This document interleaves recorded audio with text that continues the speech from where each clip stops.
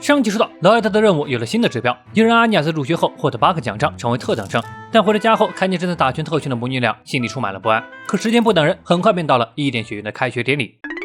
诸位都是被选中之人，在你们和家长的努力下，通过了本校层层筛选，来到这里的本校228名优秀的新生。而劳埃德一家子便是这其中之一。虽然台上校领导讲话振奋人心，台下的孩子家长们也都热情洋溢，甚至还有齐声合唱在烘托气氛，但劳埃德此刻是一点心思都没放在上面，满脑子都是昨天上司的话。想要出席目标人物的联谊会，那就必须让阿尼亚成为特等生，为此在众多科目中都得取得优异的成绩才行。想到这，他便瞄了一眼身旁的阿尼亚，了解最后变成特等生，光是这一点，我的心就已经死了一半了。想要在这样的名师院校里拔得头筹，实在是强人所难，还不如……这时，典礼已经进行到了分配班级，一个个被念了名字的新生被分配到各个班级。阿尼亚不禁问道：“他会被分到几班呢？”劳埃德也一脸期待的表示：“究竟会是几班呢？”不，其实我早就知道了。为了任务能顺利进行，我篡改了班级分配，好让阿尼亚能跟这个家伙分配到一个班里。没错，劳埃德今天的目标正是这位德斯蒙的次子达米安。在任务交到他手里的时候，他就拟定了2个方案，其一是以特等生为目标的 A 方案，一旦 A 方案难以实现，就采用备选的 B 方案，也可以称作拉关系大作战。首先是让阿尼亚跟达米安分配到同一班里打好关系，然后再受邀去他家里玩，借此就能以家人陪同为由跳过联谊会，直接接触德斯蒙。虽然事情可能不会这么顺利，但总归还是要比让阿尼亚成为特等生要靠谱太多了。想到这，就听见台上念叨了阿尼亚的名字。在父母鼓励的目光下，阿尼亚很从容地走上了台，从容的同手同脚都没察觉到。不过劳埃德还是很相信阿尼亚的，毕竟早在之前，阿尼亚就跟孤儿院的孩子们生活了很久，暂且就相信他的交际能力吧。可他怎么也没料到，早已经读取了劳埃德心声的阿尼亚，一眼便认出了那坏蛋偷偷的孩子。阿尼亚投来的视线也被达米安看到了，心想着估计又是哪个发现了他的魅力，爱上了他的小女孩吧，眼光还不错嘛。听到达米安心声的阿尼亚转头就走，但又被达米安误以为是害羞了，这女孩还真可爱呢。还没开始呢，阿尼亚就被这要打好关系的目标给恶心坏了。而就在此刻，一个扎着脸小辫子的女孩笑着向阿尼亚打招呼，立马就被劳埃德认出来了，那是军事企业 CEO 的女儿，还有她后面那是人民议会副会长的女儿。男孩里也有安全部的孩子，这同班同级全都是情报宝库啊！阿尼亚可一定和所有人都搞好关系啊！见劳埃德一脸紧张的看着台上，玉儿还心想着劳埃德先生一碰到跟孩子相关的事就会很激动呢，殊不知3个人里就只有他还被蒙在鼓里呢。台上这名为贝基的女孩嘴上很礼貌，可心里想的却是这小孩一看就很幼稚，拿人当跟班倒是挺不错的。阿尼亚转身就走，给贝基吃了个闭门羹。同样傻了的当然还有劳埃德。而这时候，阿尼亚所在的第3班班主任走了出来，正是那帮过他们一家的优雅射箭亨利。这恐怕是劳埃德今天听到最好的消息了。虽然让堂堂射箭来担任班主任很不合理，但得罪了官2代，只是这种程度的处罚已经是很不错了。从今天起，他一定会回归本心，严加管教这些孩子们的。阿尼亚也被吓到。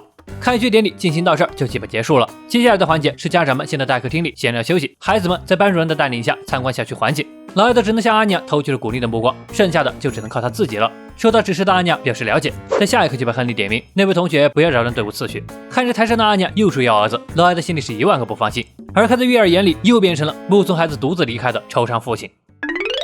在亨利的带领下，新生们首先参观了食堂。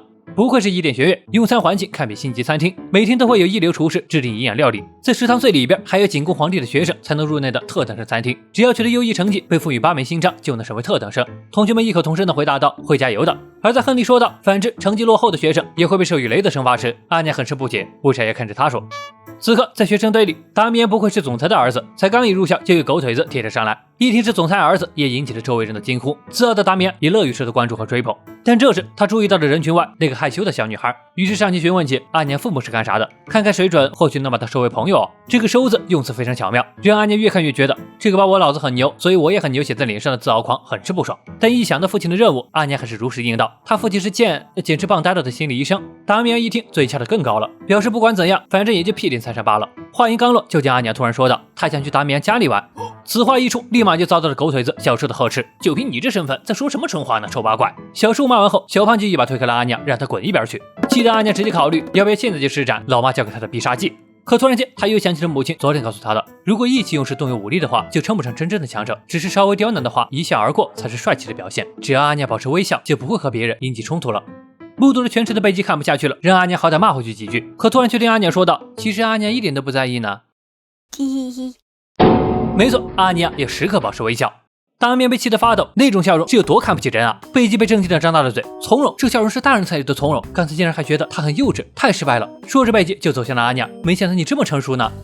阿尼亚终于是顿悟了，原来笑容真的会让别人产生好感。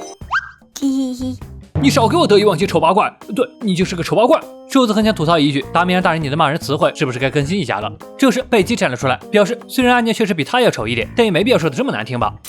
那边两个不要再交头接耳了，难得开学第一天就想得雷嘛！被点名的两人被吓得不敢动弹。经过了刚才的笑容惨案，又还在出丑，达米安是恨死了阿尼亚，而阿尼亚还秉承着笑容面对一切，但总感觉是不是被母亲给骗了？这根本就不顶用吧。很快参观完食堂后，一众人向下一个目的地出发。走在路上，达米安就想尽各种办法想找回场子，比如冲阿尼亚认纸团，再装作若无其事的样子。阿尼亚还是一如既往的以笑脸相迎。但一旁的贝基可忍不了了，只是几人表示再这么乱来的话，他就去告老师。达米安回怼道：“你有证据吗？你就告老师。”随后又指着阿尼亚嘲讽道：“笑眯眯丑八怪，从今天起我就会一直欺负你，直到你没办法再露出这种表情为止。”一旁的小胖添油加醋道：“是啊，就算把他弄哭了，他那个心理医生老爸也会把他治好的，不是吗？”哈哈。达米安和狗腿子是越笑越开心，但他没看到的是阿尼亚的秘密眼里已经燃起了小火苗。接着他转头看了一眼快过拐角的众人，在达米安一脸疑惑下，一拳就抡在他脸上。他终于是忍无可忍的拿出了老妈教的绝招。只见这一拳下去，达米安从贝基身前飞过，又和小胖小树擦肩而过，最终砸翻了走廊边上的垃圾桶。达米安毕竟也是孩子，被打得哇哇大哭了起来。这时亨利听到动静跑了过来，小胖立马指着阿尼亚告状，是这家伙做了达米安。回头一看，阿尼亚正一脸无辜的表示，他只是伸手的时候突然碰到了这个人。这种鬼话当然也没人会相信，但阿尼亚以其人之道还治其人之身，表示你没有证据证明是阿尼亚干的吗？小树人都傻了，这拳头印子还搁我大人脸上呢，还在狡辩。阿尼亚，若你所言不实，将会是非常可耻的行为哦。这亨利一发话，阿尼亚就老实了。可谁料一旁的贝基站出来说道，是阿尼亚一直被他们欺负，所以他动手打人，说的没错咯。吓得满脸冷汗的阿尼亚不知所措时，突然又想起母亲的话，真正应该动用武力的时机，应该是譬如拯救朋友于危难之中的情况才对。那个人踩了贝基的脚，阿尼亚才忍不住生气的，对不起。阿尼亚这招将动手打人转变为为朋友打抱不平的妙招，实在是妙，也得亏他能注意到达米安那会儿确实有故意踩了贝基一脚。这一手不仅让贝基感动到哭，认定了阿尼亚这个好朋友外，连亨利也被其不计个人恩怨去替朋友奋起反抗的心情所折服，实在是太优雅了。但即便是如此，该怎么处理还是要怎么处理。这在学院招待大厅的老艾德在家长群里搜寻了一番，不出所料，德瑟摩夫妻并没有现身。不过他也并不着急，只要成功入学了，今后有的是机会。就在这时，有人来通知学生们已经参观完了，让家长们一块来拍一张集体照。可来到集合地，夫妻俩并没有看到阿尼亚，倒是看见了亨利。什么？阿尼亚动手打人了，还是男孩子，而且还是德斯蒙的儿子。这种情况一般是要记3雷的，不过在老夫慎重考虑一下，决定还是只记1雷。哦，还好。不过这件事我肯定会通知对方家长的。入学第一天就成功丢了1分，还打了目标人物的儿子被告到家长那儿去了。仅1天时间，老艾德的 AB 方案全数告破。好了，各位也拍了哦。最右边那家人能笑得再开心一点吗？准备。目标进度第1天，距离特等生人还有8星，距离退学却只差了7雷，和目标任务的儿子关系降了冰点。好了，到这里就是间谍过家家任务8的全部内容了。下期预告：阿尼亚的道歉计划让达米安怦然心动。喜欢本期频道，别忘了点赞加关注哦。那么我是秦，我们下期再见。